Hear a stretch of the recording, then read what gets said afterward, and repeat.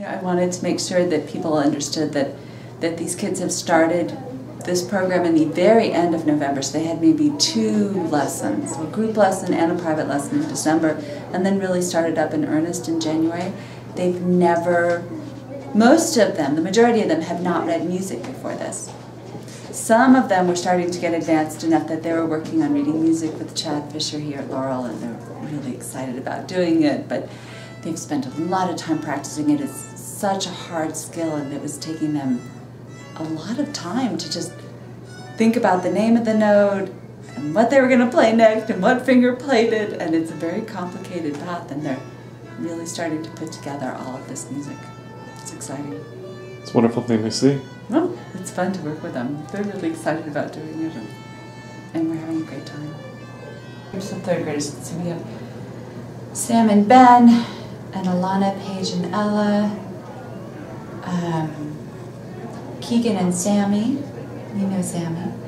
And then we have a group of 4th graders, Sophia, Gavin, and Remy.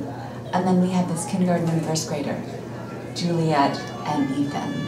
And they are adorable. And they're really fun to work with.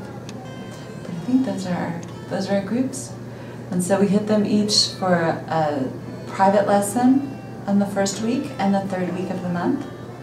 So I see them each individually, and we work on their parts and their basics with their hand position and learning how to read notes and recognizing them. We're putting up all these different posters and fingerboards with all the letters and finger numbers.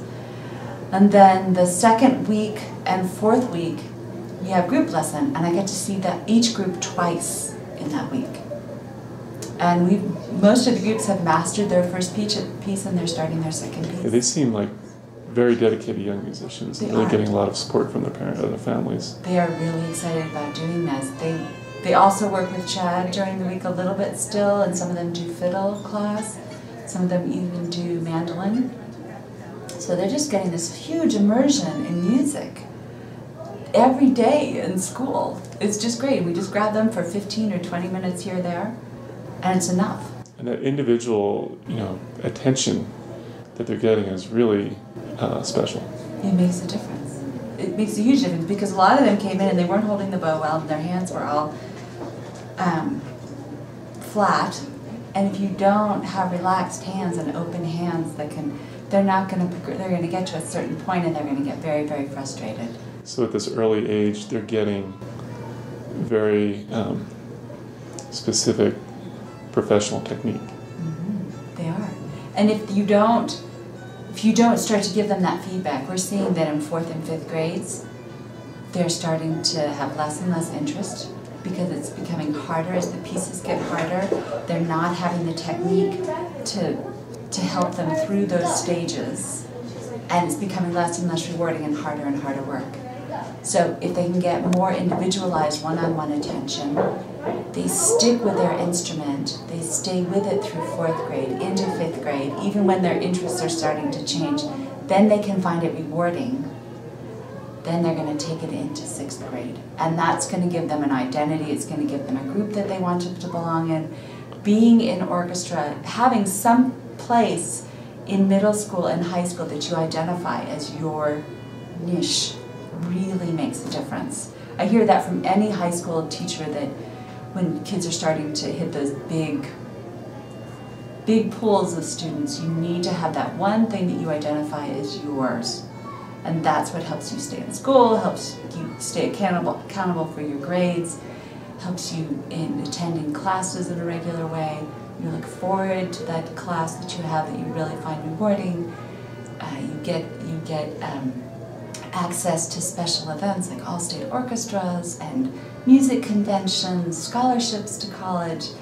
It's, for a lot of these kids, it's going to be the ticket that gives them the special thing that helps add to their potential of where they're going to go in school, particularly at Laurel, because 76% of the kids here live in low-income homes with families who don't have just one single job that is enough to support them and their families, and they don't have the feedback at home. Are you practicing every night?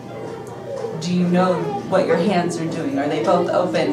Just following the steps. They're not aware of what it takes to play an instrument and keep that hard work going. So if you can maintain it at school, it's going to make all the difference. Very nice. Very nice.